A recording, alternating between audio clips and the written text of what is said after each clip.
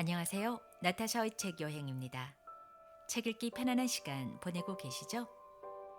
이번에는 폭풍의 언덕 두 번째 시간입니다. 영국 요크셔 지방 황량한 들판의 언덕 위 외딴 저택 워드링 하이처의 주인 어은쇼는 거센 폭풍이 몰아치는 어느 날 밤 고아 소년 히드클리퍼를 데려옵니다. 어은쇼의 아들 힌덜리는 일방적으로 아버지의 사랑을 받는 히드클리퍼를 미워하지만 딸 캐더린은 마치 운명처럼 히드클리퍼와 사랑에 빠집니다. 하지만 어은쇼가 죽은 후 힌덜리의 학대가 더욱 심해집니다. 게다가 캐더린이 대저택의 아들인 에드가 린턴의 청혼을 받아들였다는 말을 엿듣고 히드클리퍼는 말없이 워드링 하이츠를 떠납니다. 나타샤의 책 여행, 폭풍의 언덕으로 떠나봅니다. 주워온 소년. 폭풍의 언덕은 원래 어은쇼가의 저택이었습니다. 오래된 집안이지요. 이 집에 처음 와서 일할 그 무렵 나는 아직 어린 소녀였답니다. 주인인 어은쇼와 어은쇼 부인과 그리고 자녀로는 오빠 되는 힌들리와 누이 동생인 캐더린. 우리 어머니가 힌들리 씨의 유모였는지라 나는 자녀분들과 항상 같이 놀았던 거죠. 그 무렵은 행복한 집안이었습니다. 나도 놀기만 하지 않고 심부름을 하기도 하고 마른 풀을 장만하는 일을 거들어 주기도 하는 등 무슨 일을 시키든지 즐거운 마음으로 했지요. 확실히 날씨가 좋은 여름날 아침이었습니다. 보리를 벨 무렵이었다고 생각해요. 늙은 주인인 어은쇼가 여행 준비를 하러 내려와 있었습니다. 조우제프에게 자기가 집에 없는 동안 해야 할 일을 분부하고는 우리들 세 사람에게도 말씀하셨어요. 나도 아직은 어린애 취급을 해주셨지요. 자, 모두 이리 온. 아빠는 지금부터 리버풀까지 다녀오겠는데 선물은 무엇이 좋을까? 가지고 싶은 것이 있거든 말해봐요. 다만 먼 길을 다녀오는 거니까 조그마한 것이어야 해. 14살의 힌덜리는 바이올린을 가지고 싶다고 했고 캐서린은 아직 6살밖에 안 되었지만 그런대로 말을 탈 줄 아는 말괄량이 캐디였으니까 채찍을 가지고 싶다고 말했습니다. 나는 멈칫 망설이고 있었지요. 그러자 주인 어른께서는 내게 이렇게 말씀하셨죠. 넬리한텐 배하고 사과를 호주머니에 가득히 사다 주겠다. 그리고는 힌달리와 캐디에게 키스를 해주시고 떠나셨습니다. 주인 어른께서 집에 안 계신 것은 단 사흘밖에 안 되었지만 대단히 긴 듯한 느낌이 들었습니다. 마님께서도 기다리시기에 퍽 조바심치는 듯 하였지요. 하지만 날이 어두워진 후에도 여전히 돌아오시질 않았습니다. 드디어 11시경이 되어서야 주인 어른은 현관의 문고리를 손수 열고서 들어오셨지요. 아이고 몹시 피곤하다. 다시는 이런 여행은 안 하겠다. 게다가 몹시 당황하여 허둥댔으니 말이야. 의자에 털썩 주저앉더니 팔에 안고 온 코트를 가만히 내려놓고 펼쳐 보여 주었습니다. 이것 봐. 나도 이런 건 난생 처음인데 그러나 아무튼 하느님께서 내려주신 거라고 생각해줘. 그건 그렇다손 치더라도 마치 악마의 자식인 양 꽤나 얼굴이 새카맣군. 우리들은 빙 둘러서서 들여다보았습니다. 그것은 누더기에 감싸인 던적스러운 어린 사내아이였습니다. 자세히 들여다보니 캐서린보다도 나이가 더욱 들어 보였지요. 그런데 이렇게 세우니까 주위를 두리번 둘러보고는 뭐라고 중얼거리는데 잘 알아들을 수는 없었어요. 어쩐지 마음이 언짢아졌습니다. 마님은 정색을 하고 어떻게 하실 셈으로 집시의 자식 같은 걸 주워 오셨어요. 우리 아이들은 둘이면 충분한데. 그런데 말야 리버풀의 번화한 거리에 버려져 굶어 죽어가는 걸 보고도 내버려 둘 수는 없잖소. 여기저기에 가서 물어보아도 누구의 아이인지 알 수 없고 이제 나머지 여비도 다 떨어져서 데리고 돌아오는 수밖에 별 도리가 없었단 말이오. 할 수 없이 이제는 마님도 마지못해 성낙하시고 가까스로 소동이 가라앉자 캐디와 힌달리는 선물 생각이 났습니다. 둘이서 아버지의 호주머니 속이며 코트 속을 뒤져보았습니다. 그런데 힌들리의 바이올린은 주 나이와 함께 안고 온 탓으로 완전히 박살이 나 있었어요. 캐디가 받기로 된 채찍도 그 아이에게 마음을 쏟느라고 어디서 잃어버린지조차도 모른다는 거예요. 힌들리는 엉엉 울음을 터뜨리고 캐디는 이 거지아이 때문이라고 하면서 굉장히 심술을 부렸지요. 그래서 두 아이는 아버지한테 꾸중을 듣고 매만 맞았습니다. 하지만 주인 어른은 그 애와 같이 잠을 잔다는 건 절대로 안 된다고 하셨지요. 나도 또한 마찬가지였지요. 물론 말씀하신 대로 그의 몸을 깨끗이 씻어주고 말쑥한 잠옷을 입혀주었습니다. 방으로야 들여보낼 생각은 전혀 없었지요. 날이 새어 어디론가 가버리면 좋겠는데 하고 생각하면서 층계참에 그냥 내버려 두었습니다. 그랬더니 그 녀석 말씀이에요. 무슨 생각이었는지 글쎄 어둠 속을 손으로 더듬더듬 기어서는 주인 어른께서 주무시는 곳으로 들어가 버렸지 뭐야요. 그 때문에 나는 몹시 꾸중을 듣고 그 집에서 쫓겨나고 말았습니다. 하지만 그것은 일시적으로 혼내주려는 것인 줄을 알고 있었죠. 사흘쯤 지나서 저택으로 돌아가 보니 그 애는 아직까지 버젓이 있는 데다 히드클리프라는 이름까지 받고 있었어요. 확실히는 모르지만 아직 젖먹이였을 때 죽은 아버지의 이름이라는 것입니다. 그것밖엔 붙일 수 없었기 때문에 장성한 다음에도 계속해서 그는 성과 이름으로 같이 겸용하게 된 것이랍니다. 알 수 없는 것은 캐디가 어느 틈엔가 히드클리프하고 웬일인지 사이가 좋아진 것입니다. 한편 힌들리 쪽은 히드클리프를 몹시 싫어하고 있었어요. 나도 솔직한 마음으로는 힌들리와 마찬가지여서 아무리 애를 써도 까닭없이 싫은 느낌은 어쩔 수 없었습니다. 그런 까닭에 어지간히 놀려주기도 하고 골려주기도 했었지요. 마님은 아이들의 이러한 모습을 보고도 전혀 모른 채 하고 계셨습니다.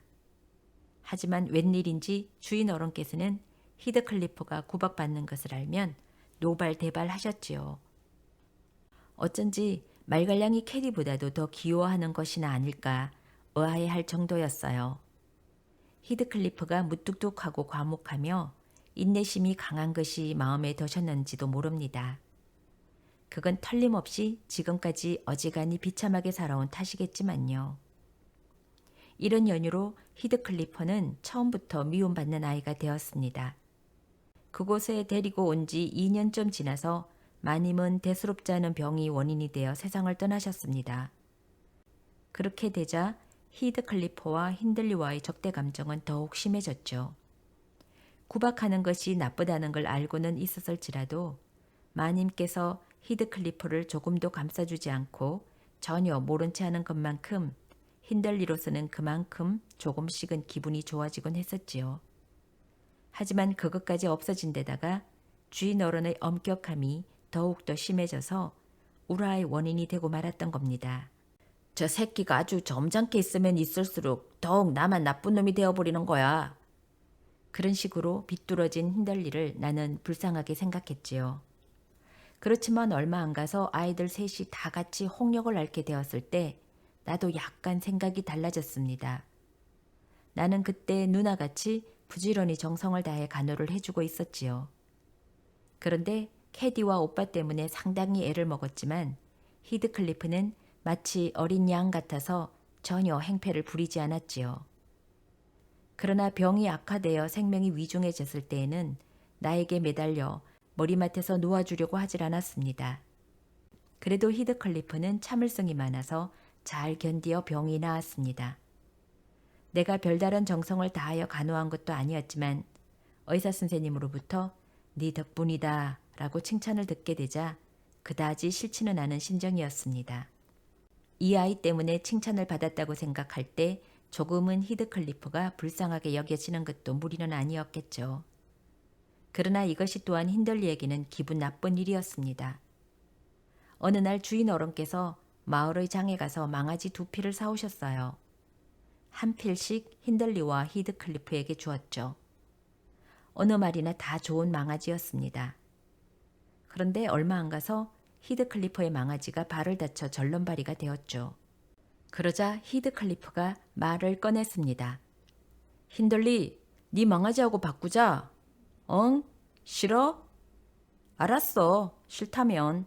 지난번 나를 채찍으로 3번이나 때려가지고 어깨에 상처를 낸 걸 아버지한테 일러 바칠 때다. 힌들리는 눈을 위아래로 홀게 되며 상대방의 귓전을 휙 하고 내리쳤습니다. 히드클리프는 모로 뛰어 날쌔게 달아나면서 고함쳤어요. 내 말을 듣는 게 좋아. 일러 바치는 김에 이번 일도 고자질할 테다. 더욱더 심하게 매를 맞아도 난 모른다. 어른스럽게 얼음장을 놓았습니다. 화가 난 힌들리는 납덩어리로 된 저울추를 집어들었습니다. 감자를 달 때 쓰이는 추입니다. 추가 가슴팍에 정통으로 맞고 히드클리프는 발딱 넘어졌어요. 새파랗게 질려가지고도 비틀비틀 일어나서는 당장 주인 어른한테 달려갈 것 같은 기세였지요. 나는 정신없이 말렸습니다. 말을 가리키면서 내뱉듯이 힌들리가 말했습니다. 빨리빨리 가져가 이 집시야. 아버지 것을 모조리 빼앗아 가는 게 좋다면 자 가져가라. 가져가라니까. 골이 삐어져 나올 만큼 힘껏 때려줄 테다. 하지만 그때는 이미 히드클리프는 힌들리의 망아지를 풀어서 자기의 말뚝으로 끌어가는 중이었습니다. 그리고 말 뒤로 돌아갔을 때 힌들리가 덤벼들어 느닷없이 상대방을 때려 눕히고는 뒤도 안 돌아보고 달아났습니다. 어떻게 돼가는 판인가 하고 숨을 죽이고 있노라니까 히드클리프는 다만 조용히 일어나서 방금 하던 일을 마저 끝내버리는 것이었습니다. 안장도 완전히 바꾸어 놓았습니다. 그것이 끝난 다음에야 겨우 마른 풀 위에 주저앉았습니다. 보고 있다가 나는 마음속으로 놀랐습니다. 히드클리프란 애는 대관절 어떻게 된 애일까? 아무리 구박을 받아도 좀처럼 우는 소리 한번 내지 않으니 의젓하고 참을성이 많다고 생각하고 있노라면 어느 틈엔가 제가 하고 싶은 대로 해치우고 말지요. 간단히 말하면 가지고 싶은 걸 손에 쥐기만 하면 나중에야 어찌되든 아무리 꾸중을 들어도 상관없다는 식의 태도였지요. 얼마나 의지가 강한 것일까요? 어쩌면 언젠가 힌들리가 말했듯이 정말 악마의 자식일지도 몰라요. 그렇게 생각하면 기분이 또 온창고 등골이 오싹해져요. 폭풍 속으로. 그렇다손 치더라도 히드클리프가 나타나지 않았더라면 그날이 몹시 즐거웠을 텐데 곰곰 돌이켜보면 정말 슬프지 않을 수 없었습니다. 설상가상으로 그때의 그 여행의 피로가 탈이 된 것인지 주인 어른인 어인쇼가 이 무렵에 갑자기 쇠약해졌습니다. 원래는 그렇게까지 건강하셨는데 말입니다. 건강이 나빠져서 난로 옆에 우두커니 앉아 계시는 일이 많아졌어요. 그러니까 자연히 사소한 일에까지 일일이 신경이 쓰이게 되셨지요. 특히 힌들리와 히드클리프를 큰 소리로 꾸짖거나 하실 때면 큰 소동이었지요. 화가 난 김에 지팡이를 번쩍 치켜드시는 거죠. 하지만 뜻대로 몸을 움직일 수 없으니까 더욱더 화가 치밀어 몸을 부들부들 떠시는 거예요. 그런 모습이 얼마나 무서웠는지. 하인들은 모두들 히드클리프를 미워하고 있긴 하지만 주인 어른에게 걱정을 끼쳐드리지 않기 위해서 편애의 장단을 맞춰줍니다. 그러면 히드클리프는 더욱더 으쓱해져 교활하게 굴기도 했지요. 이래 가지고는 가정의 평화 따위는 이미 끝이 난 거죠. 그래서 마침내 어느 날 마을의 목사님이 말씀드렸습니다. 목사님은 늘 저택에 와서 아이들에게 읽기와 쓰기 등을 가르쳐주고 있는 분이었지요. 어떻습니까, 언쇼 씨? 아무쪼록 힌들리 도련님을 도시의 학교에 보내는 것이 어떨까요? 주인 어른께서는 평소부터 힌들리 같은 아무 쓸모도 없는 놈은 어디에 가거나 변변한 인간은 못돼 하고 마구 꾸짖고 계셨지만 어째서 목사님이 그런 말을 꺼내는지를 알았던 것이겠지요. 곰곰 생각한 끝에 마지못해 응낙하셨습니다. 그렇지만 나는 힌들리가 아무 쓸모도 없는 놈이라고까지는 생각하고 있지 않았습니다. 아마도 저 잔소리 심한 우두머리 머슴인 조제프가 목사도 아닌 주제에 이것저것 성서구조를 끌어다 놓고는 주인 어른들어 힌들리 도련님은 꽤 엄하게 예절을 배우지 않으면 장래에 변변찮은 사람이 될 겁니다요. 예. 하고 야단스러운 말만 늘어놓았기 때문에 어느 틈엔가 주인 어른마저 그런 심정이 되고 말았던 것이겠죠. 변변찮기로 말한다면야 버릇없고 난폭하며 말괄량인 캐디 쪽이 더하면 되었지요. 하지만 캐디 아가씨는 히드클리프와 마음이 맞아서 잘 노니까 이야기가 달랐는지도 모르죠. 하지만 나로서도 무엇보다 분하게 생각한 것은 형제처럼 같은 젖을 먹고 자라난 힌들리가 이유는 있었겠지만 저택에서 내쫓기는 식으로 대학에 가버리게 되는 일이었습니다. 그렇지만 한숨을 쉰 데짜 소용이 없었습니다. 아무튼 그때는 주인 어른은 건강 상태가 나쁜 데다가 나 같은 하녀 나부랑이 하나가 반대하고 나선다고 가능한 일도 아니었지요. 다만 나름대로 조바심을 치면서도 어수선한 어린 주인이 없음으로써 이 저택이 조용해지기를 기도하는 게 고작이었습니다. 그래서 힌들리가 도시의 학교에 입학하여 기숙사에 들어가 버리자 확실히 또다시 조용한 생활이 되돌아왔습니다. 잘 됐다. 이런 정도라면 주인 어른께서도 다시금 이내 예전처럼 건강해질 수 있겠지라고 생각했죠. 그런데 사실은 그렇지 못했지요. 집안이 조용해져도 주인 어른께서는 조금 더 건강이 회복되는 기미가 보이지 않았어요. 오히려 점점 더 쇠약해져서 야위어 갈 뿐이었죠. 사실은 벌써부터 그 정도로까지 몸이 쇠약해졌던 것이었죠. 고집이 센 히드클리프에게 조금도 가만히 있을 틈도 주지 않고 쉴 새 없이 찌꺼리시는 거예요. 그런가 하면 달리기도 하고 펄쩍펄쩍 뛰기도 하며 생각나는 대로 행동하시는 거죠. 말갈량이 캐디는 그저 아무 말 없이 빤히 쳐다보고만 있고요. 힌들리가 학교에 간 지도 어느덧 3년의 세월이 흘러갔습니다.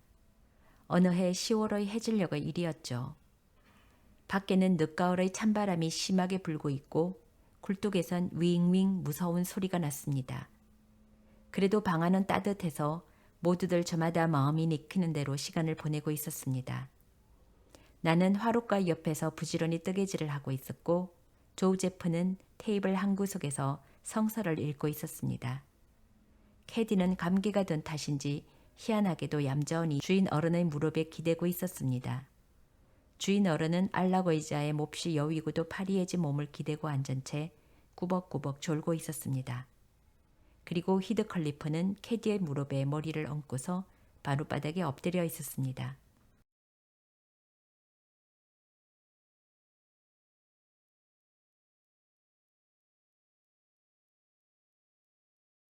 갑자기 주인 양반이 눈을 떠더니 캐디의 아름다운 머리를 쓰다듬으면서 이런 말씀을 하셨습니다. 아빠야말로 어째서 항상 점잖게 대해주시지 않는 거죠? 그래도 사실은 캐디 역시 아련히나마 흐뭇하고 즐거웠었나 봐요. 아주 부드럽고 나직한 목소리로 자장가를 부르기 시작했지요. 주인 어른께서는 들어오면서 이윽고 잠이 드신 것 같았어요. 손이 캐디의 어깨에서 미끄러져 내리고 고개를 가슴에 푹 스그리고 계셨습니다. 그걸 알고 나는 캐디에게 가만히 소곤거렸습니다. 이젠 자장가를 안 불러도 돼요. 가만히 주무시게 해드립시다. 잠을 깨시면 안 되니까요. 그리하여 거의 3분간이나 모두들 그 자리에 가만히 있었을까요? 마침 조우제프가 성서의 달력이 지어지는 데까지 다 읽은 듯이 문득 일어나서 주인 양반의 어깨를 가볍게 흔들었습니다. 주인 어른은 그 상태로 영원히 잠이 드신 겁니다. 늙은 어은쇼가 돌아가시자 이제는 젊은 주인이 된 힌들리가 부고를 받고 장례식 때 돌아왔습니다. 3년간 보이지 않은 사이에 아주 싹 달라져 버렸습니다. 이전보다도 야위고 안색도 좋지 않은 데다가 말투조차 난폭해졌고 몸차림 또한 허털어져 버린 느낌이었습니다. 무엇보다도 가장 놀란 것은 느닷없이 부인을 데리고 돌아온 일입니다. 너무나 쓸쓸하고 얘기거리가 없는 마을이고 보니 당장 화제거리가 된 것이었지요. 그리고 그 데리고 온 부인에 대해서 힌들리는 태어난 고향이라든지 자라난 과정 등에 관해 전혀 아무것도 이야기해주지 않았습니다. 대체로 뽐낼 만한 재산도 없을 뿐더러 이렇다 할 집안도 아닌 사람이었겠죠. 아무튼 힌들리는 이 결혼에 관한 얘기를 아버지한테도 알려주지 않았을 정도였으니까요. 어쨌든 내가 본 바로는 평범한 여인이었습니다. 집에 들어오자마자 새가 익은 무엇이건 모두 다 마음에 드는 듯한 표정으로 처음에는 캐디를 보고 동생이 생겨서 기뻐요 라고 말하고는 몹시 귀여워해주고 있었습니다. 다만 그것도 이내 실정이 나버린 것 같았습니다. 특별히 연약하다고는 할 수 없어도 장밋빛 뺨이 산뜻하고 눈도 반짝반짝 빛나는 데 비해서는 무엇을 하거나 간에 금시에 숨을 헐떡이고 이따금 괴로운 듯이 기침을 하는 것이 좀 걱정스러웠습니다. 그래도 힌들리는 무엇이든 하나에서 10가지 그 젊은 부인의 말에 따르는 것이어서 지금까지 우리들이 밤이 되면 편안히 쉬는 곳이었던 넓은 거실까지도 내 아내의 마음에 든다니까 하는 바람에 우리들은 그 시간이면 맞붙은 딴채의 부엌 근처로 내쫓기는 꼴이 되었습니다. 특히 불리하게 된 건 히드클리퍼였습니다. 힌들리는 히드클리퍼를 목사님한테서 해온 공부도 못하게 했고 가족들의 방에서 지낼 수도 없게 하면서 농지로 나가서 머슴들과 똑같이 일을 하게 시켰습니다. 돌아오자마자 힌들리가 히드클리퍼에게 내린 명령이었습니다. 이 얼마나 당치도 않은 짓이며 잔혹한 처사라고 생각했는데도 막상 당사자인 히드클리프는 뜻밖에도 아무렇지도 않은 듯 했습니다. 그도 그럴 것이 언제나 캐디가 배운 것을 전해주고 들일도 도와주고 함께 놀아주기 때문이었지요. 더구나 이따금 조우제프조차 화가 날 경우에는 전신의 힘을 모아 힘껏 히드클리프를 두들겨 주었을 때도 캐디가 와서 한자리에 있게만 되면 그 순간 모든 것을 씻은 듯이 잊어버리는 것이었습니다.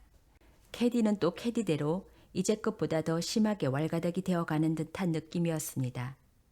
그것은 젊은 주인 어린 힌들리가 젊은 마님에 얽매여 두 사람에 대해서는 조금도 눈을 돌리지 않는 탓도 있었겠죠. 하지만 나는 두 사람의 모습을 바라볼 때마다 남몰래 한숨을 쉬었습니다. 저 모양대로 가다간 두 사람이 다 장차 어떻게 될 것인가. 점점 더 분별 없는 행동을 하며 나중에는 우리들이 아무리 노력해 주어도 도저히 구제하지 못하게 되는 것이나 아닐까. 그래서 자신도 모르게 눈물을 감추고 울기도 했습니다. 그래도 역시 이 분별 없는 아이들이 어렴풋이나마 의지하고 있는 사람은 지금으로선 나밖에 없다고 다시 생각하면 도저히 그런 심정을 입 밖에 낸다든지 그들을 반성하게 한다든지 할 기분이 나지 않았습니다. 황야의 여왕. 그로부터 반년쯤 흘러갔습니다. 상쾌한 6월의 어느 날 아침이었습니다. 힌들리 부부에게 아기가 태어났습니다. 그러나 기쁨도 잠시 아기를 놓자마자 마님이 죽고 말았지요. 그래서 그 귀여운 갓난아기는 나에게 맡겨졌습니다. 다행히 갓난아기는 건강하게 자랐습니다.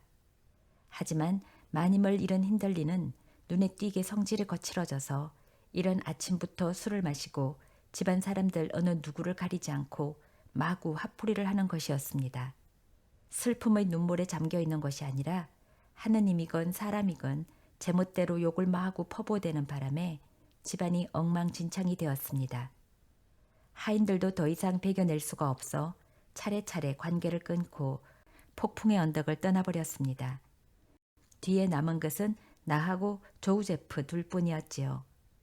나는 갓난아기를 놓아두고 뛰쳐나갈 처지도 못 되었고 뭐니 해도 힌들리 주인하고는 같은 젖을 먹고 자라난 형제와도 같은 심정이었지요. 그 아기 이름은 헤어턴입니다. 맞습니다. 폭풍의 언덕에서 만나보셨던 그 젊은입니다요. 참으로 그 무렵의 폭풍의 언덕은 지옥과도 같았습니다. 특히 힌들리 주인이 히드클리퍼에게 마구 화풀이를 할 때의 끔찍함이란. 그렇게 끔찍하게 취급당하면 설사 히드클리퍼가 성자였더라도 악마처럼 변하지 않을 수 없을 것입니다. 참으로 히드클리퍼 역시 마치 악마에게라도 붙들린 듯 변해갔으며 힌들리 주인은 더욱 자푸자기가 되어 신세를 망치는 것이 기쁜 듯이 점점 더 음침하고 난폭해져 갔습니다. 마지막에는 목사님까지 두려워하며 찾아오지 않게 되고 이젠 확실한 인간은 아무도 그를 가까이 하려 하지 않게 되었습니다. 다만 에드거 린턴만은 예외였답니다. 그도 그럴 것이 캐디에게 너무 열을 올리고 있었기 때문입니다. 하지만 어째서 마음이 온순한 도련님이 하필이면 캐디와 같은 고집이 센 아가씨를 좋아하게 되었을까요?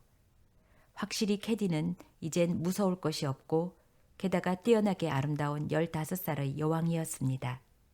자존심이 강하고 방자해서 내게는 어렸을 때의 말괄량이 캐디가 훨씬 더 좋았다고 생각될 만큼 견딜 수 없었어요. 그러나 그래도 캐디 쪽에서는 결코 나를 싫어하거나 하진 않았습니다. 그 아가씨는 한번 좋아하게 된 상대에게는 이상하게도 마음이 변하지 않는 성질이 있지요. 히드클리퍼에 대해서조차 그랬습니다.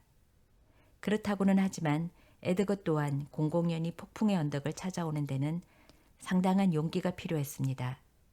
자기 집에서 캐디를 맡고 있던 5주간 동안에 캐디의 속마음도 안샘이고 그다지 왈가닥 아가씨도 아니어서 누구보다도 매력이 넘치는 소녀라고만 알고 있었습니다.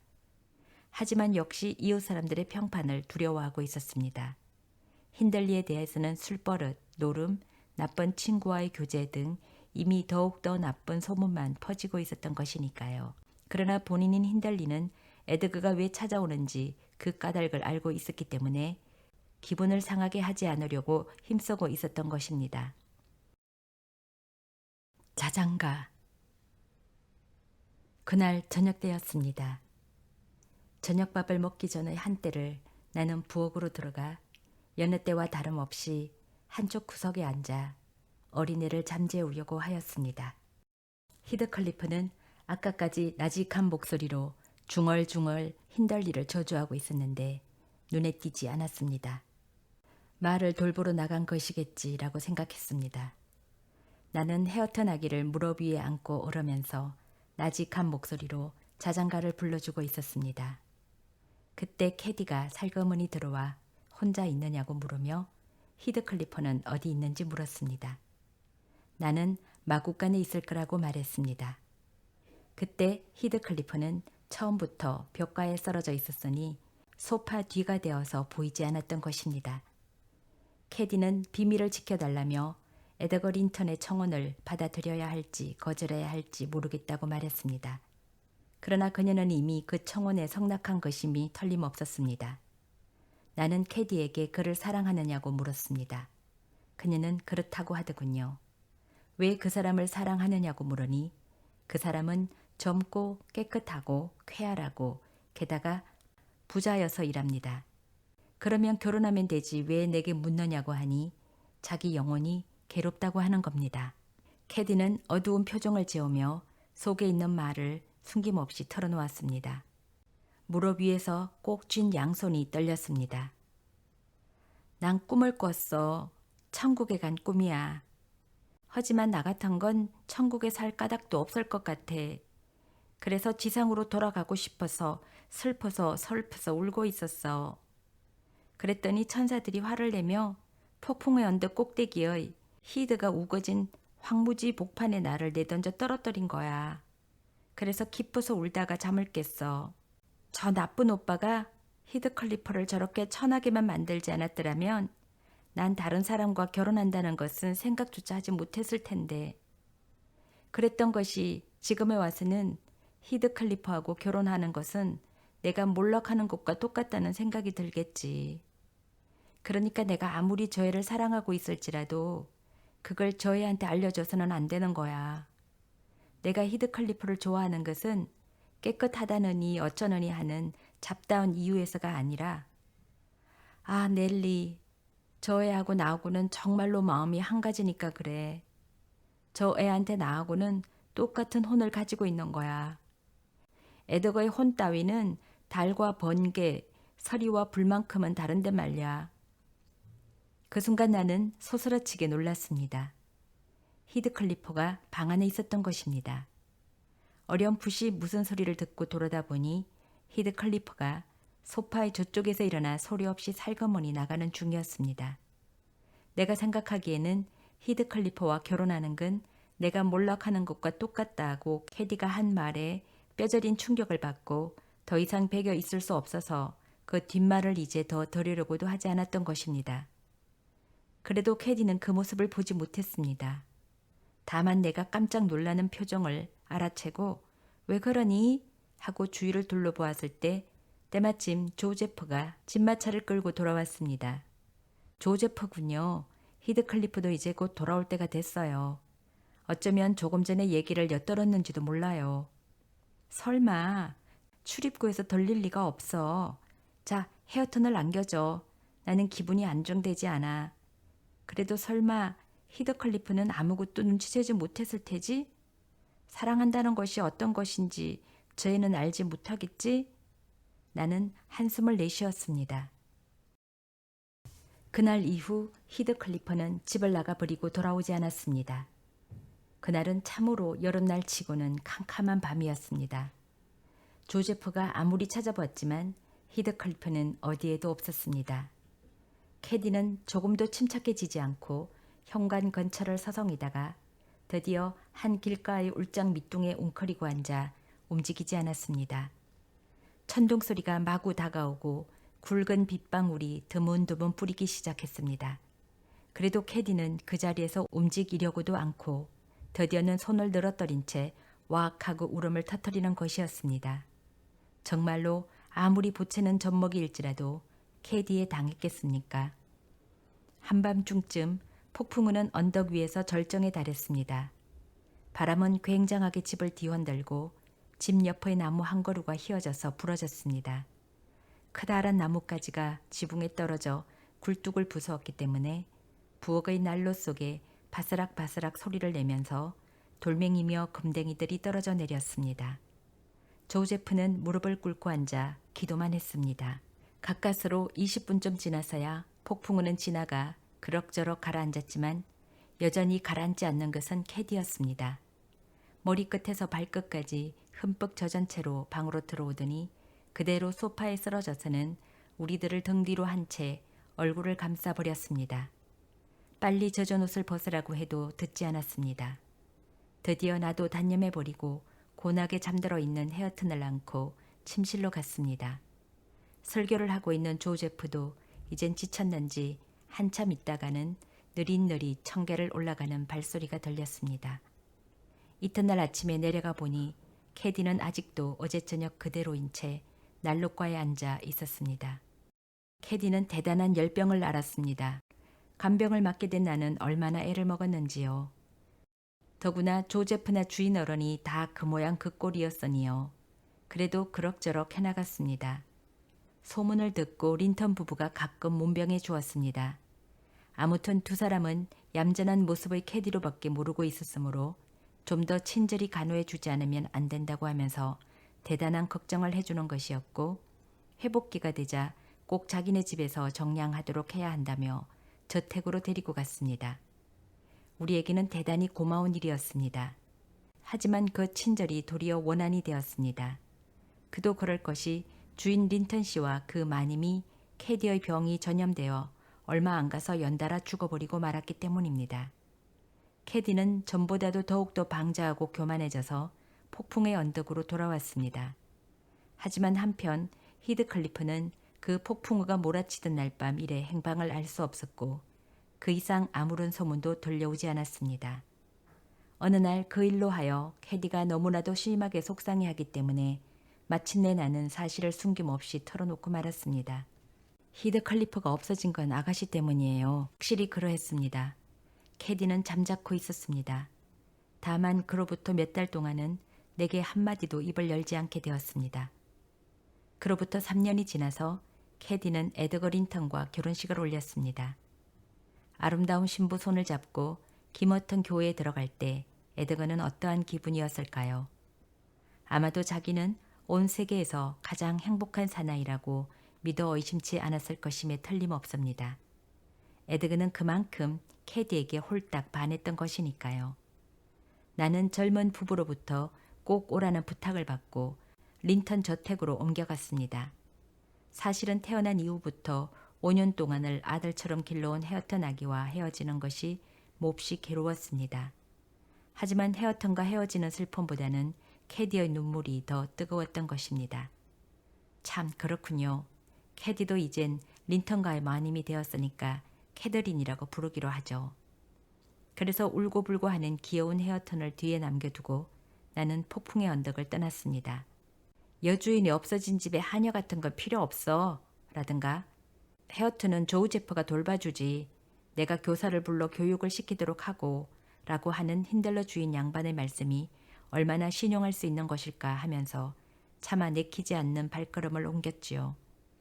잊을 수 없는 미련을 남겨두고 또 이렇게 착실한 사람이란 사람은 하나도 남기지 않고 쫓아내면서 이 집이 몰락해 가는 걸 보기란 정말 괴로운 노릇이라고 생각하였지요. 이리하여 헤어튼에게 키스를 해주고 안녕이라고 작별 인사를 나눈 뒤부터는 그의 하고는 완전히 남이 되어 버렸습니다. 돌이켜보면 허망한 일이지요. 사실 우습게도 그의 쪽에서는 이미 먼 옛날에 자기를 돌봐준 엘렌에 관한 일 따위는 잊어버렸을 테죠. 진정으로 그 아이는 한때 나에게 둘도 없는 존재였고 그 아이도 역시 나와 마찬가지로 그러했을 만큼 서로에게 있어서 그렇게도 더없이 소중한 사이였다고 생각하고 있는데도 말입니다. 지금까지 나타샤의 책 여행이었습니다. 함께 해주셔서 감사합니다.